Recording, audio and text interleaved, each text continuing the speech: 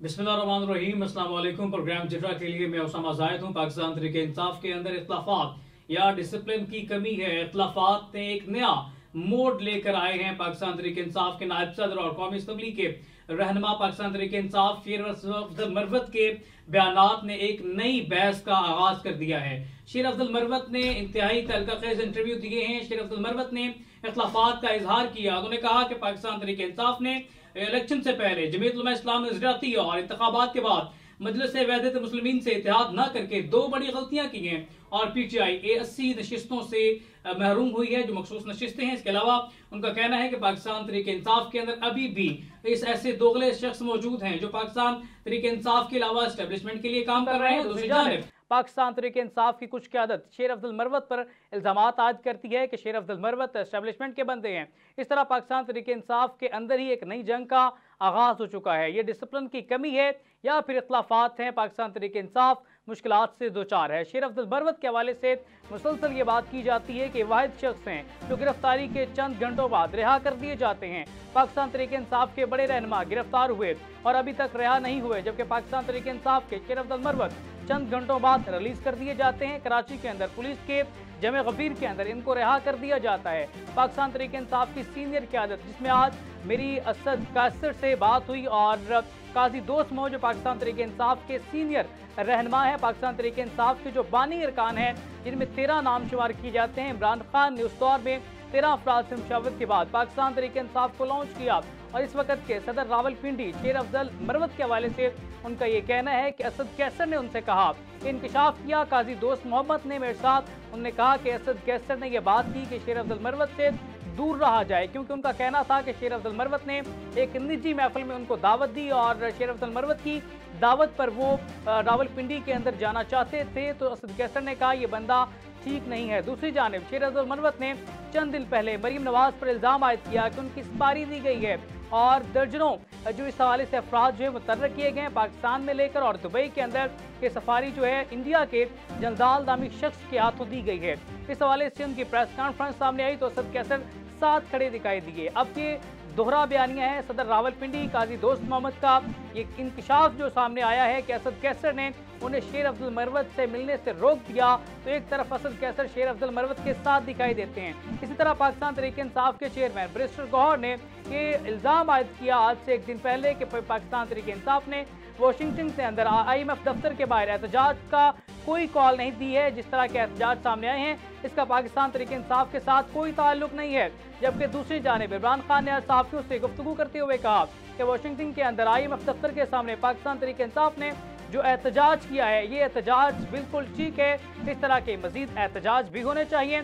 पाकिस्तान तहरीक इंसाफ के बानी एक बयान, जबकि पाकिस्तान तहरीक इंसाफ के मौजूदा चेयरमैन दूसरा बयान देते हैं और किसी किस्म की कोई तरदीद सामने नहीं आती है। दूसरी जानिब पाकिस्तान तहरीक इंसाफ के जो रहनुमा हैं उनको मना कर दिया जाता है कि पाकिस्तान के मेन स्ट्रीम पर मौजूद 5 एंकर्स के प्रोग्राम में शिरकत नहीं की जाएगी। तो उस 5 एंकर्स में कामरान शाहिद, मुनीफ फारूक और सलीम सहाफ़ी, शाहजेब खानज़ादा के नाम शामिल किए गए। तो उसी दिन उसी नोटिफिकेशन के बाद शेर अफजल मरवत ने 10 बजे शाहजेब खानज़ादा और उससे अगले दिन मुनीफ फारूक के प्रोग्राम को ज्वाइन किया। तो उन्हें अभी तक कोई शोकाज नोटिस जारी नहीं किया जा सका, बल्कि उसके बाद शेर अफजल मरवत ने बयान दिया कि जो पार्टी कारकुन हैं हमारे बाप ना बने, हम बेहतर जानते हैं कि हमारी हदें क्या हैं। इसके अलावा ये पहली बार नहीं कि शेर अफजल मरवत ने पार्टी पॉलिसी से हटकर कोई बयान दिया हो, बल्कि इससे केबल भी कई बार ऐसा कर चुके हैं। उन्हें पार्टी की तरफ से कई बार तनबीह भी की जा चुकी है।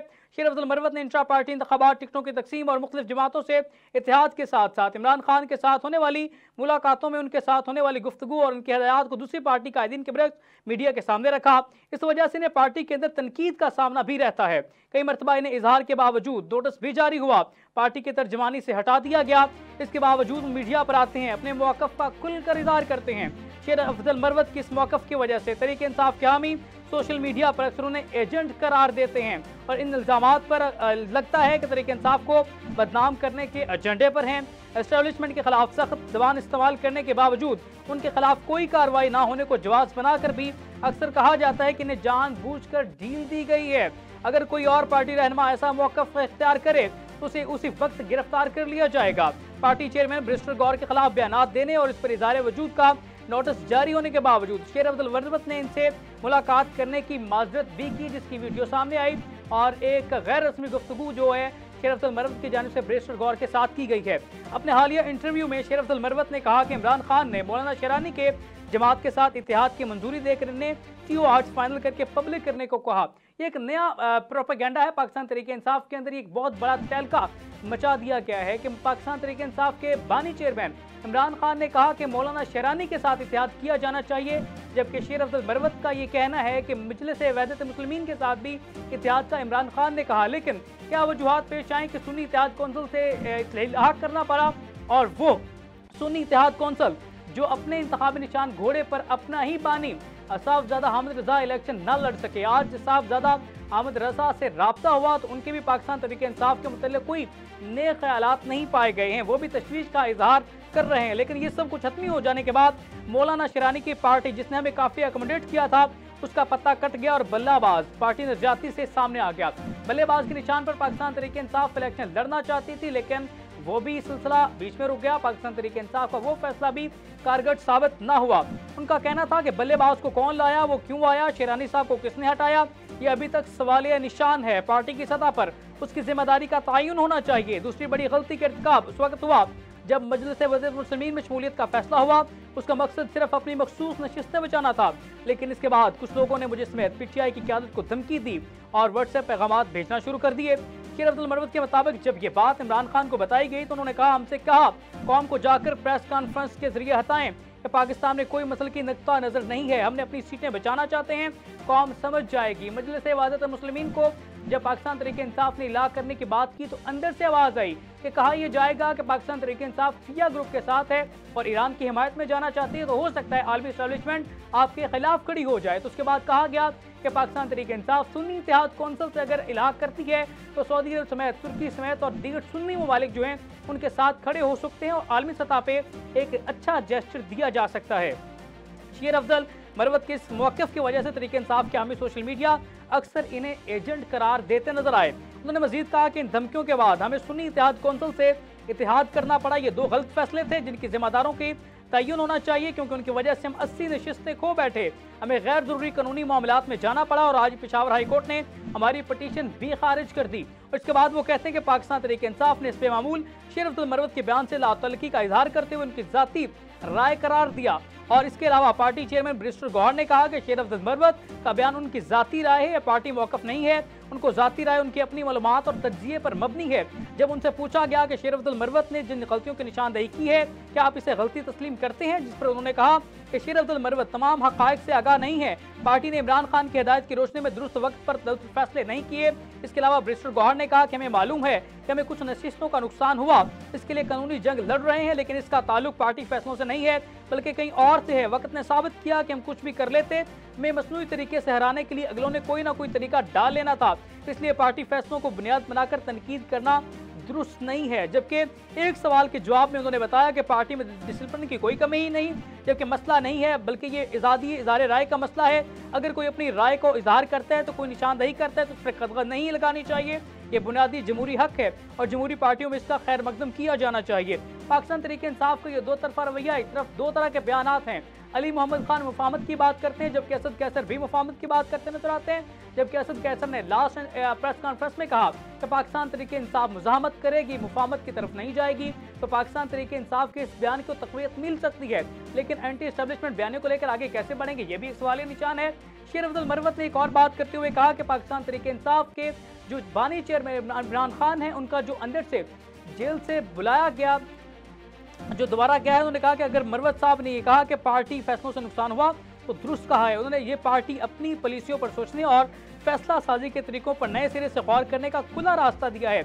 माजी करीब में अगर कुछ गलती किए हैं तो उनका नुकसान हुआ तो उन्हें तस्लीम करते हुए हिकमत अमली बदलनी चाहिए। इससे तो एस्टेब्लिशमेंट भी पैगाम जाएगा कि तहरीक इंसाफ अपनी गलतियाँ सुधारने में संजीदा है। इमरान खान से मुलाकातों के बाद शेर अफजल मरवत और बाकी पार्टी रहनुमाओं की जानिब से इमरान खान के पैगाम को अलग अलग अंदाज में बयान करने के हवाले से रसूल बख्श रईस का कहना था कि मैं इन्हें अब इस ख्याल के वक्त इमरान खान को पार्टी को कोई लाइन नहीं दे रहा कि हर मुलाकात को कोई लाइन दी जाती है, मुशावरत के साथ फैसला होते ही इनको बयान करने में अलग अलग अंदाज और अंडरस्टैंडिंग हो सकती है, लेकिन अलग अलग मौक़िफ़ होना दुरुस्त नहीं है और ना ही कोई ऐसी हिकमत अमली हो सकती है। पाकिस्तान तहरीक इंसाफ की ये दो तरह के बयानिए किस तरह से अवाम के अंदर पॉपुलर हो सकते हैं शेर अफजल मरवत के बयान और असद कैसर के बयानात के अंदर खुला तजाद सामने आता है, जबकि असद कैसर को इस वक्त यह कहा जा रहा है कि काजी दोस्त मोहम्मद के मुताबिक असद कैसर ने पार्टी रहनुमाओं को शेर अफजल मरवत से मिलने के लिए रोका और ये बाकायदा हदायत जारी की हैं कि शेर अफजल मरवत बंदा ठीक नहीं है। ये किस तरह के बयान से इस तमाम तर सूरत हाल पे बात करेंगे। हमें यहाँ पे छोटी सी ब्रेक लेनी है, ब्रेक से वापस आते हैं तमाम तर सूरत हाल पे बात।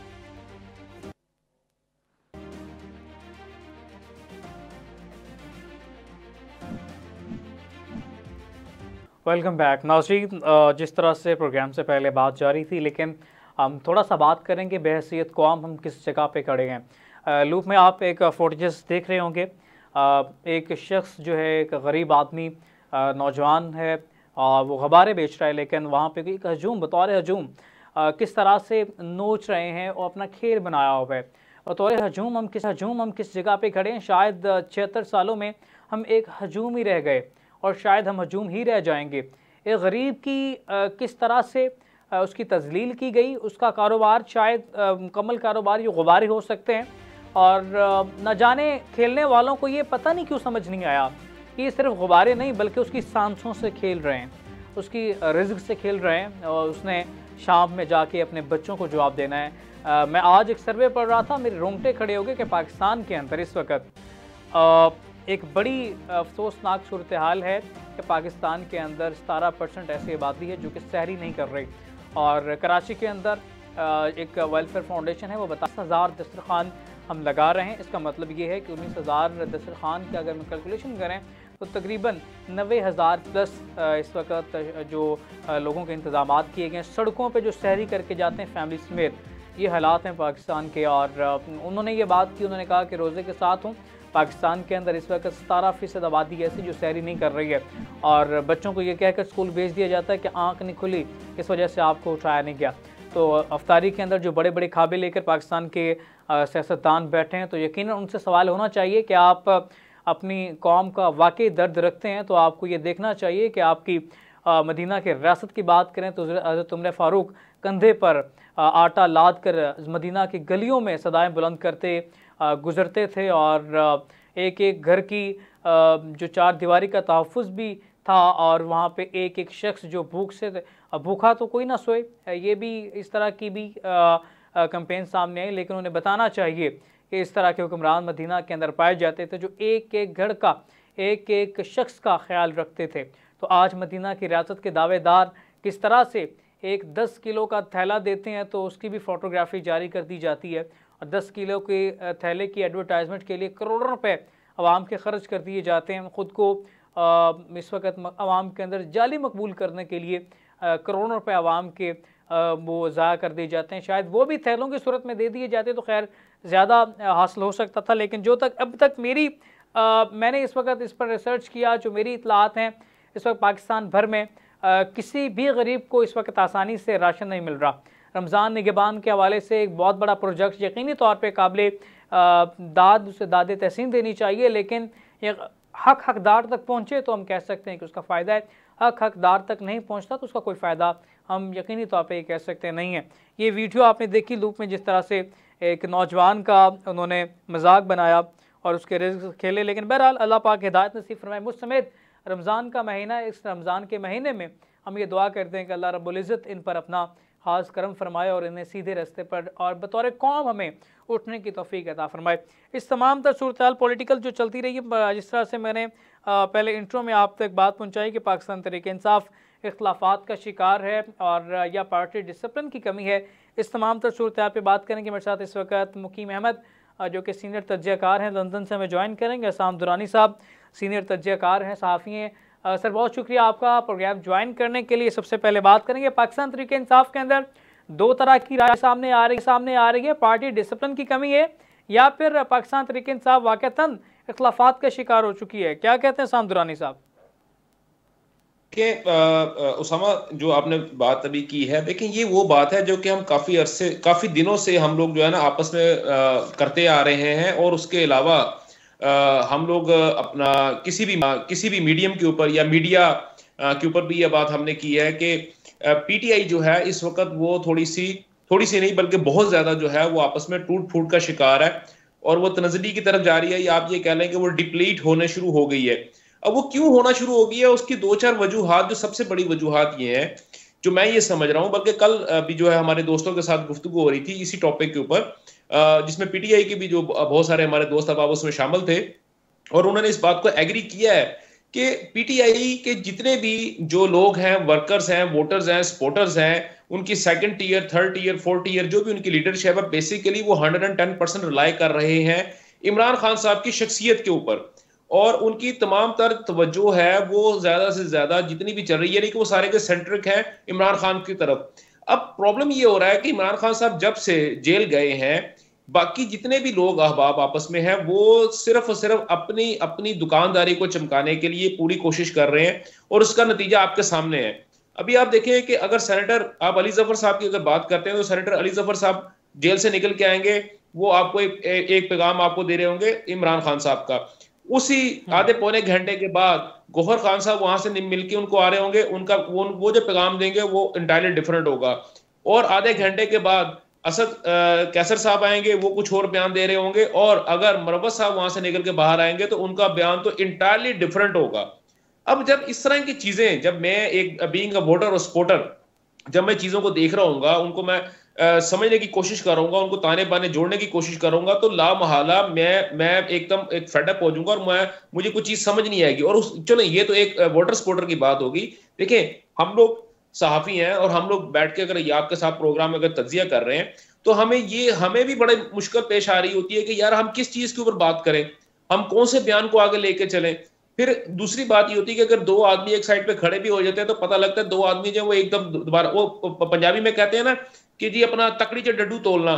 तो इस वक्त पीटीआई का जो सिचुएशन जो मुझे नजर आ रही है, वो ऐसे ही जैसे वो तकड़ी के अंदर मेंढक को तोड़ रहे हैं ना। वो दो मेंढक रखते हैं तो दो फुदक के निकल जाते हैं, चार डालते हैं तो दो फिर दरमियान से निकल जाते हैं, तो उनके लिए बड़ा प्रॉब्लम आ रहा है।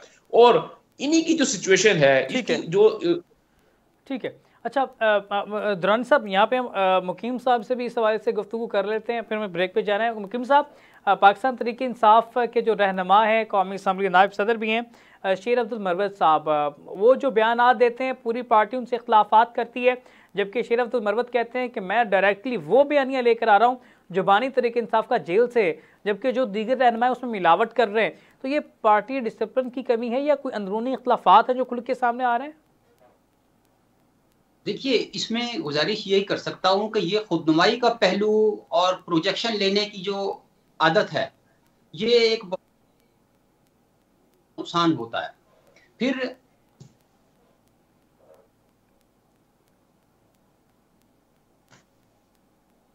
आप ना लें तो उनकी जो मुमासलत है वो इंडिया के एक लालू प्रसाद यादव थे जो बिहार से चीफ मिनिस्टर रहे, मतलब उनकी भी हरकत और सकनात ऐसी ही होती थी, वो अचानक ही कुछ भी कह देते थे और कुछ भी कर देते थे, लेकिन वो अपनी इन स्टाइलिश हरकत की वजह से हर वक्त मीडिया में फ्रंट पेज पर होते थे और स्क्रीन्स पर।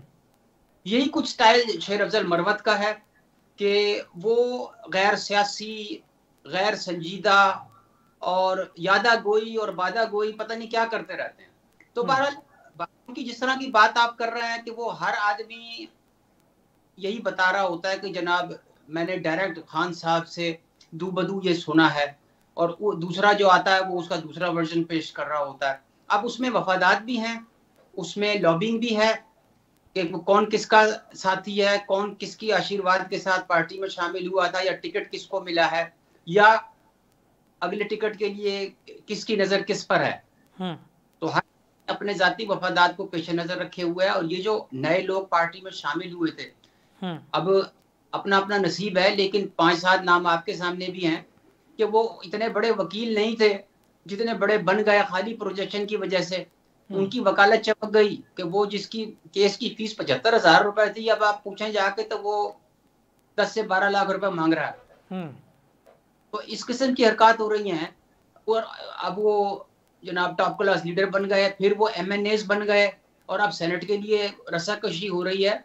तो अल्टीमेटली उन्होंने किसी न किसी तरह अपनी ठीक है मुकीम साहब, आपका पॉइंट आ गया। दोबारा इस पर बात करेंगे, इस सिचुएशन पर बात करेंगे जहाँ गुफ्तगू का आगाज़ करेंगे। हमें यहाँ पे छोटी सी ब्रेक लेनी है, ब्रेक से वापस आते हैं, दोबारा गुफ्तगू का आगाज़ करते हैं।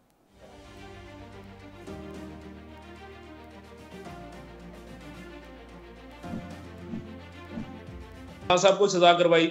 उसके बाद अगर हम आते हैं अली जफर साहब की तरफ देखते हैं, हम अपना गौहर खान साहब की जानब देखते हैं, हामिद खान साहब की जानब देखते हैं, तो ये बड़े बड़े जितने भी वकला हैं, इन सबको हमने जब लाइव ट्रांसमिशन हुई है मुकदमात की सुप्रीम कोर्ट की जानब से, तो हमने इनको देख लिया। इन बेचारों के मुंह से तो लफ्ज भी नहीं निकल रहा था, क्योंकि ये वकील हैं। वकील का काम होता है कानूनी पॉइंट्स के ऊपर मुकदमात को लड़ना, मुकदमात को पेश करना, एक पूरी शीट बना के जज के सामने पेश करना, और उसके साथ उसके सपोर्टिंग डॉक्यूमेंट्स उनके पास होने चाहिए।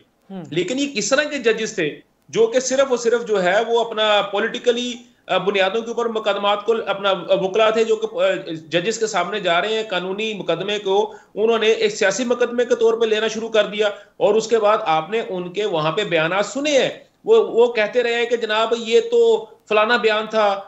जब आप, बड़ी छोटी सी बात, मुझे एक बात बताएं, हामिद खान साहब से जब चीफ जस्टिस ने कागजात मांगे, सपोर्टिंग डॉक्यूमेंट्स मांगे, तो क्या हामिद खान साहब के पास वो डॉक्यूमेंट्स मौजूद थे?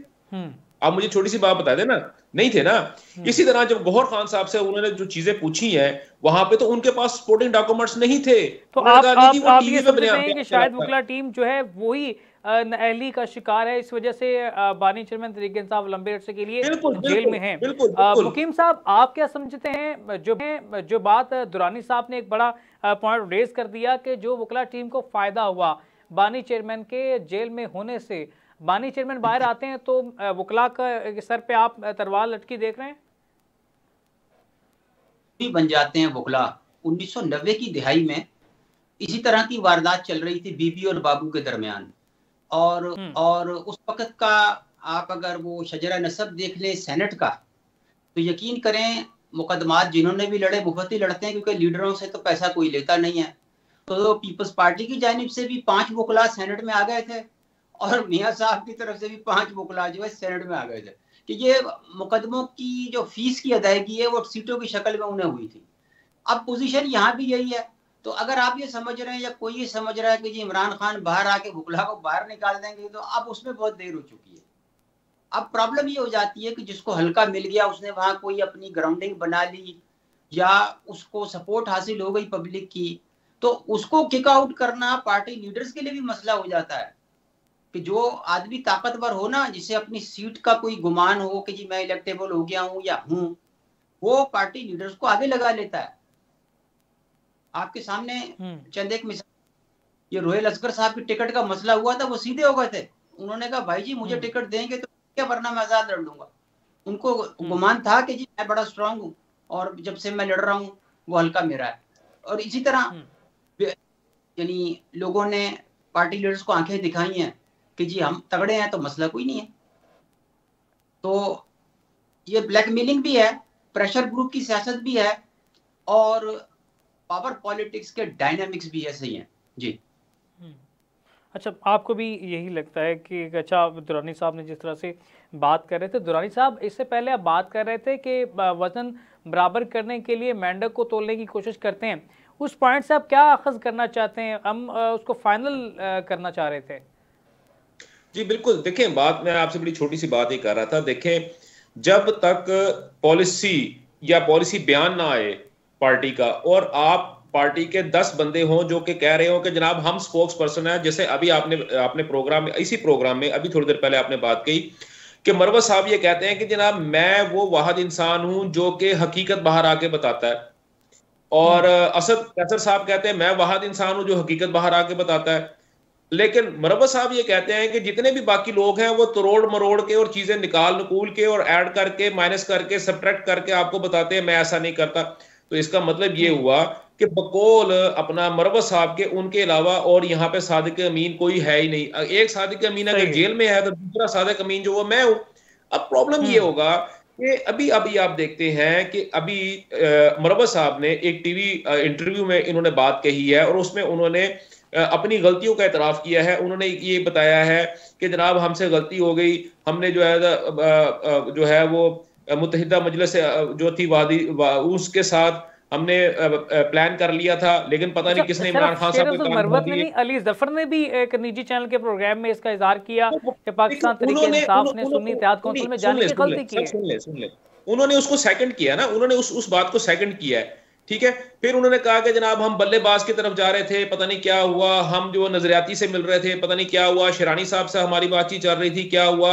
अब उसके बाद क्या हुआ, अब उसके बाद ये हुआ है कि जनाब जो सुन्नी इत्तेहाद है उसकी कल उनके जो आपको पता है, आप परसों उन्होंने एक ट्वीट भी कर दी इसी मसले के ऊपर। उन्होंने कहा कि जनाब मेरी जो कमिटमेंट है वो इमरान खान साहब के साथ है, आप सारे पीछे पीछे हो जाओ, आप जो है ना उनके स्पोक्स पर्सन नहीं हो। मेरी उनसे बात हुई है और मैं जानूं और इमरान खान जाने, आप जो ज्यादा बढ़ के बातें कर रहे हो, अगर मैं मखसूस सीटों के ऊपर, इलेक्शन के ऊपर या बाकी चीजों के ऊपर अगर मेरा किसी टीवी चैनल में मैं बैठ गया, मैंने को बात कर दी, तो आप किसी को मुंह दिखाने के काबिल नहीं होगे।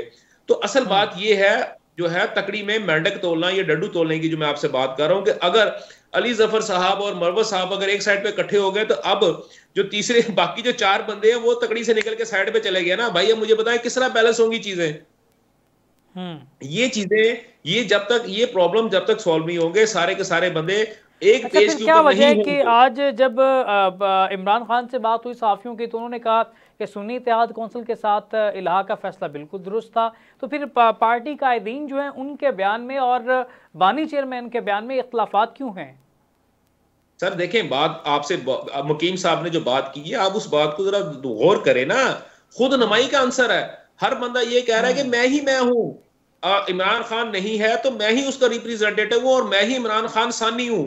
सर इस तरह नहीं होता। पार्टी के अंदर जो आपका पार्टी जो सरबराह होता है, आप उसको लेके चलते हैं। आप मुझे छोटी सी बात बताएं उसामा, एमक्यूएम जो थी, अल्ताफ भाई जो थे, कितना अब जाके जब एमक्यूएम टूटी है उससे पहले तक जो मर्जी हो जाए, अल्ताफ भाई ने जो कह दिया, तमाम की तमाम पार्टी अल्ताफ भाई के कहे के ऊपर चलती थी। नून लीग की अगर हम बात करते हैं, तो नून लीग के जब इनके जो टॉप के जो मैनेजमेंट थी या इनके जो फर्स्ट ईयर के जो लीडरान थे, जब मुल्क से बाहर थे, तो जो फैसले वो करते थे बाकी सारे उसको एक्ट अपॉन करते थे कि नहीं करते थे। इसी तरह अगर मैं पीपल्स पार्टी की बात करता हूं, तो एक वक्त में जब बेनजीर भुट्टो यहाँ पे मुल्क में नहीं थी, तो उस वक्त जो भी फैसले होते थे क्या वो सारे के सारे एक्ट अपॉन करते थे कि नहीं करते थे। तो भाई मेरे ये कौन सी पॉलिटिकल पार्टी है यार। मुझे तो ये लग रहा है जैसे वो बच्चे गली मोहल्ले के बच्चे हैं, वो एक बच्चा गेंद लेके आता है, वो कहता है क्योंकि गेंद भी मेरी है और बल्ला भी मेरा है, तो भाई मैं कप्तान होऊंगा और ओपनिंग भी मैं ही करूंगा और उसके बाद ओपनिंग बॉलिंग भी मैं करूंगा। ये तो बच्चों वाली हालतें आप लोगों ने शुरू कर दी इन लोगों ने। तो इन लोगों को समझना चाहिए कि यार एक सवाल है मुकीम साहब से, मेरा सवाल है कि दुरानी साहब ने एक पॉइंट रेज किया, दुरानी साहब ने एक बड़ी ज़बरदस्त बात की है, मैं उसी को लेकर आगे बढ़ूंगा। मुकीम साहब, तमाम उकला नंबर गेम पूरी करने के लिए हैं, अपने आप की खुद नुमाई करने के लिए, लेकिन सवाल ये यहाँ पे है कि अगर पाकिस्तान तहरीक इंसाफ के जो चेयरमैन बैरिस्टर गौहर हैं, उनकी जगह अलीमा खान को लेकर आया जाता तो बेहतर फैसला नहीं हो सकता था इमरान खान का? देखिए जी, ये उनकी जजमेंट है, उनकी पार्टी है, लेकिन उसके हर फैसले के प्रोस एंड कॉन्स पे शायद हम बात कर सकते हैं। अब उसमें चूंकि वो फेवरिज्म और विरासत वाली सियासत को कंडेम करते रहे हैं थ्रू आउट, तो वो अगर फैमिली के किसी मेंबर को चेयरमैन बना देते तो इससे ज्यादा उनके खिलाफ वो मवाद मिल जाता उनकी मुखालिफ पार्टियों को और मुखालिफ रहनुमाओं को कि आप कल तक बिलावल भुट्टो पे तनकीद करते थे, मरियम नवाज और हमजा बचाने के लिए सियासी स्ट्रेटजी की कुर्बानी दे दी है। देखिए कभी अपना जो बड़ी बड़क जो वो लाला सुधीर वाली बड़क जो है ना मसला बन जाती है। आपको याद होगा ये इमरान खान ने कहा था कि जी मैं तो खुदकुशी कर लूंगा अगर IMF के पास जाना पड़ा तो। 11 महीने तक उसको लटकाए रखा, असद उमर की सियासी लाश भी लटकती रही इसी दौरान, कभी इधर कभी उधर। अब मसला ये था कि चूंकि वो कह चुके थे, हालांकि वक्त की जरूरत थी, नजाकत थी वक्त की कि वो IMF के पास जाते, लेकिन चूंकि वो कह चुके थे वो उधर अब नहीं गए, उस रुख का उधर उन्होंने रुख इख्तियार नहीं किया। यही प्रॉब्लम हालिया इलेक्शन में बिलावल भुट्टो को फेस करनी पड़ी कि उन्होंने पंजाब में जब महाज खोला, उन्होंने बढ़ के डायलॉग फेंक दिए कि जी मैं वजीर खारजा नहीं बनूंगा और हुकूमत में शामिल होने का सवाल ही पैदा नहीं होता। अब वो दिल से चाह भी रहे हो कि मैं वजीर खारजा बनूं, लेकिन यह है कि वो इतनी बड़ी बढ़क मार दी है, जब तक वो उसकी हिद्दत कम नहीं होती उस वक्त तक वो हुकूमत में शामिल होने के बारे में सोच नहीं सकते। या कम अज कम शहबाज शरीफ के नीचे हलफ लेते हुए थोड़ी सी जो शर्म आएगी। तो ये चीजें फिर आपका पीछा करती हैं। आप कह तो देते पुराने बयानात हैं वो खुलकर सामने आते हैं। ठीक है मुकीम साहब, आपका पॉइंट आ गया। सियासतदान हमारे जब फैसले करते हैं तो फैसलों से पहले उन्होंने बड़े बड़े बयानात दिए होते हैं, जो उनके बयानात हैं वो उन्हीं को फिर आगे बढ़ते हैं। जिस तरह से मुकीम साहब ने बात की कि बिलावल भुट्टो जरदारी ने इलेक्शन कैंपेन के दौरान जिस तरह से शहबाज शरीफ मुस्लिम लीग नून को तनकीद का निशाना बनाया और मुस्लिम लीग नून के साथ ना बैठने का वाज़ेह अल्फाज में कहे गए, और जिस तरह से मियां नवाज शरीफ ने इलेक्शन कैंपेन के दौरान कहा कि मखलूक हुकूमत नहीं चाहिए, 2/3 अक्सरियत चाहिए, मखलूक हुकूमत से माफ़ी मांगते हैं। लेकिन बाज़ औक़ात हालात इस नहज पर पहुँच जाते हैं कि अपने ही फैसलों के ख़िलाफ़ खड़े होना पड़ता है। तो पाकिस्तान मुस्लिम लीग नून ने भी अपने फैसलों के ख़िलाफ़, जो अपने बयानात के ख़िलाफ़ फैसले लिए और अपने फैसलों जो है उनको लेकर चलना पड़ा। और जिस तरह से गवर्नमेंट से भाग रहे थे और एक गले के तौक जिस तरह से साबित हुई गवर्नमेंट, इसके बावजूद उन्होंने इस तमाम तरह निज़ाम को लेकर चले। अब कितने कामयाब होते हैं इसमें, और पाकिस्तान तहरीक इंसाफ के इख्तलाफात या पार्टी डिसिप्लिन की कमी जिस तरह से हम कह सकते हैं, तो बानी चेयरमैन के बाहर आने से किस किस की